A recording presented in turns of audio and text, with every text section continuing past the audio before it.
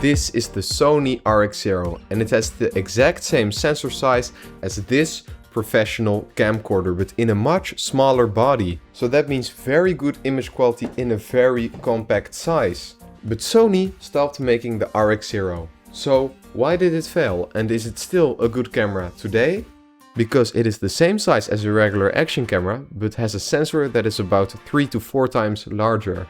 It has a 1.0 inch type sensor in this small body, which is the same as the RX100 lineup and the same as the PXW Z90, which is insanely impressive for a camera at this size, but that does mean that it has a few compromises. But first let's start with the build quality, because it feels amazing. It is a tiny camera that you can easily carry around everywhere and it feels very rugged. It feels much more rugged than the Sony action cameras actually. And according to Sony it's waterproof but also crush proof, so that is really cool. It actually has a 24mm f4 lens, and that means that instead of a GoPro you won't get that fisheye look, but a much more natural field of view that is a little bit more zoomed in. And that can be very nice, because then the image doesn't feel like an action camera. And it also has a built-in focus mode, so that means you can also get a blurry background with this camera, which is not possible on a typical action camera. Okay, so right now I am shooting on the Sony RX0. I'm using the mini grip and I'm shooting in XAVCS. The near mode is turned on, so I should be in focus. And as you can see, there's no stabilization at all, so maybe the image will be pretty shaky. I'm trying to hold the camera stable, but it's also a pretty zoomed in field of view, because it's 24mm. So I'm holding it now at arm's length. How does it look? And in terms of port, it also has a micro HDMI port and a microphone port, so you can connect a microphone to this small camera. And all of that sounds really impressive, but then you start to actually use the camera, you will notice there are some shortcomings. And that is a bit disappointing. So it does have a really nice Zeiss lens with built-in autofocus. The autofocus is only single shot in the photo mode, so you can half press to focus and then fully press to take a picture, and that works completely fine. But then once you switch to the video mode, so then you have a preset focus mode. So normally it will shoot to have everything in focus, and then when you press the button on the back it will switch to near mode, and that means everything between half a meter and a meter will be in focus and you will get a little bit of a blurry background. And then once you press the button again, then the background will be in focus again.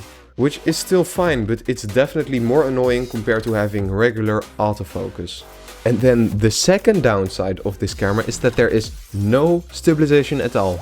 Yeah, again, no stabilization at all, which is insane. And because the camera isn't extremely wide angle but more of a zoomed in one, you will start to see a lot of shakes very quickly. So while you have very good image quality because of the large sensor and the good quality size lens, the image won't be stable at all. And if you're just walking regularly, then it gets very shaky. And that is the biggest deal breaker for me, because that means you can't really use this for vlogging or just for regular shooting. So this camera is really meant to put on a tripod or to mount it somewhere, so you don't really move it around a lot. Because if you do, it's gonna get very shaky. To fix that you can use a gimbal, for example, but then the setup will become larger, so why did you buy a small camera in the first place if you need to use a gimbal? But when we look at the actual video quality, it can look very nice, so you can get a little bit of a background blur. And this camera was really targeted at professionals that wanted a better image quality compared to a GoPro, because here you have full manual control, but you also have the option to change between the picture profile, so you can really customize the image out of this camera. So I shot in a custom picture profile with Cine 2, and you can see that the image looks very nice. So when we take a look at the actual video quality, it looks like it was shot on a camera instead of an action cam, while still being very compact, so you can just put it in your pocket and shoot with it. But there is no stabilization at all, so that is really disappointing. However, stabilization isn't something you really need when taking photos, because then you can just use a bit of a higher shutter speed, and then you can see that the photos out of the RX0 still look really nice, and also like they were shot on a camera. So if you want a compact photo camera, then this can still be a good option today. But keep in mind it does have some more limitations, so there is no zoom function, it's just one single focal length, so you can't zoom out or zoom in. It has the full professional alpha menu system in this compact body, which is insane. So you have so many settings that you can use, and that is really cool. But the downside to that is that the menu is really small and you need to use these 4 buttons at the back, and it is really annoying to go through the menu system with this camera because of the small buttons. And then I sometimes accidentally press the wrong button, so the menu system can sometimes be very annoying. Another downside of a camera is because it has a large sensor in a small body, they didn't have too much room for the actual battery of the camera. So here on the side, instead of the regular NP-BX1 batteries that almost all compact Sony cameras use, they have this NP-BJ1 battery, which is only half the size of the normal Sony batteries that they use in, for example, their action cameras and their other compact cameras. So you can only shoot for about 45 minutes and then the battery already runs out. And that is almost nothing, because when I want to go somewhere and I'm, for example, on vacation, I want to shoot for the whole day. So with this camera, that means you will need to carry at least 3 or 4 batteries with you, which is insane and very annoying. The low light is also pretty good because it's a small sensor, but because it is f4, it means it doesn't capture too much light onto the sensor. Because, for example, this camera has an f2.8 lens, which lets in more light, but when you zoom in, it's also f4. But again, can you really compare these cameras? Because the size difference is massive.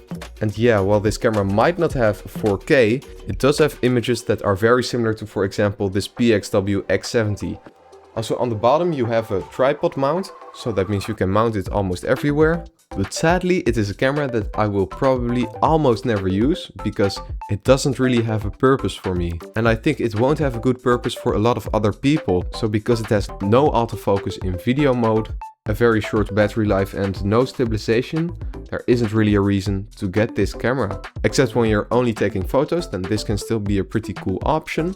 And they did release a newer version, the RX0 Mark II, which does have a little bit of built-in stabilization, which isn't very smooth, but definitely helps a little bit with getting a normal looking image. But the original version doesn't have that.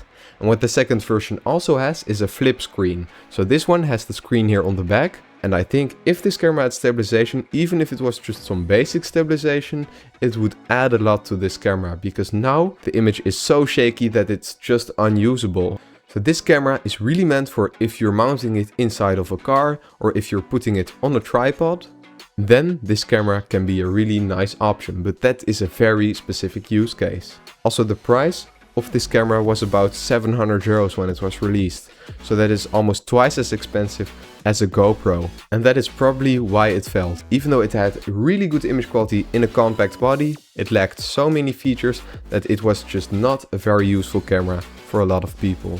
But what do you think of the Sony RX0? Do you still have one? Let me know in the comments down below, and thank you so much for watching.